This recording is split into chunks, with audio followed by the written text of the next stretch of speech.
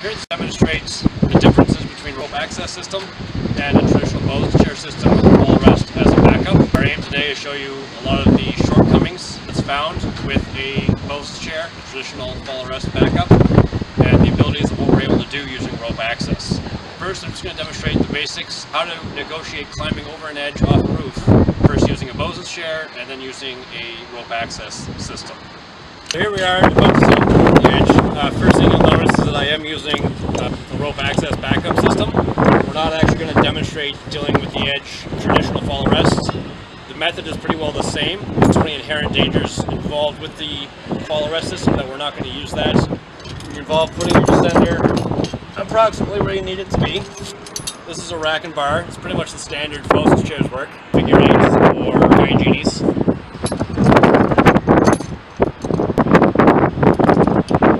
Descender's on the rope. I'm going to check to make sure that it clears my edge.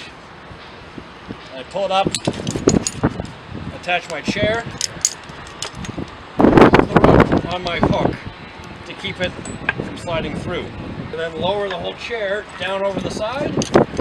Every time you have to get to the chair, you have to do this procedure. It's the most dangerous part of the job. If anything is going to go wrong, it's going to happen right here. I was using a longer lanyard posed me to a huge fall factor risk. Potentially up to 12, 15 feet free fall before it catches me. It's going to do a lot of damage to my body. Grab the ropes for support, lower yourself down into the chair. You'll notice there's a bit of stretch. I'm standing flat-footed, but all the stretch is coming out. If I set that up wrong, I'm going to sink to the point where I can no longer reach the roof edge.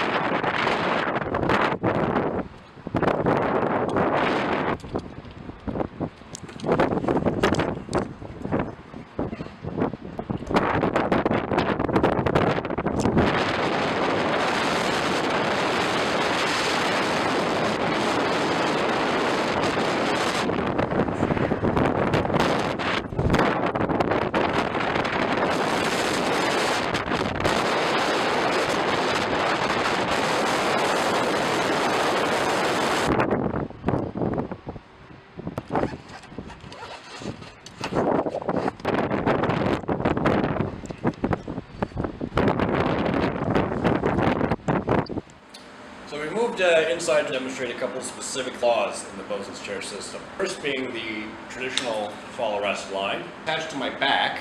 So if there's any fall, I'm hanging from the back point. Very dangerous place to be. Toxic shock syndrome, where toxic blood pools in your legs, you can pass out. Rope access, we use a point off our chest. The other problem is, as I descend with this, I'm forced to hold this back up open as I go.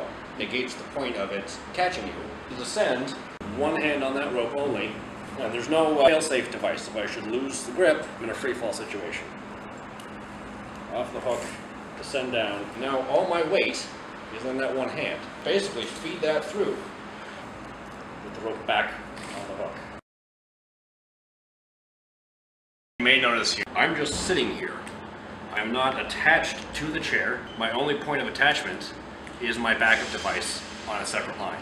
In the event that I may lean too far, or perhaps be stretching to reach something on a wall and lose my balance, you do carry the risk of falling out of the chair. You're not secured or attached to the chair or to the main supporting line.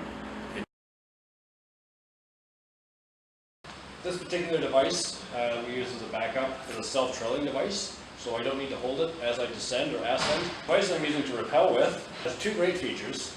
One in that it's a handle used to descend with, as opposed to my mere strength, and a second hand just to hold on to the tail if I use some extra friction.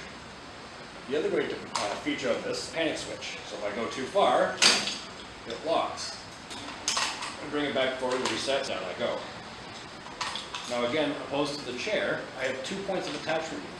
This descender is attached directly to my waist, and this backup is attached directly to my chest. So both of these ropes are on independent anchors, so the failure of any one point of attachment won't cause a fall. One of the other great features of Rope Access Pro is that being attached directly to the rope, we're able to travel down and back up. This opens up a huge range of access options and possibilities. It allows us to travel in methods that Bose chairs just simply won't let you. Another very important benefit that this provides is the ability to rescue an injured or unconscious worker.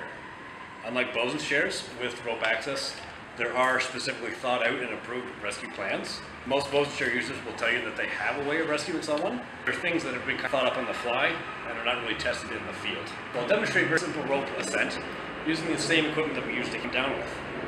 I use also a hand descender attached to a foot loop. I'm simply standing in the foot loop and pulling the slack through my descender. I'm able to make progress up the rope.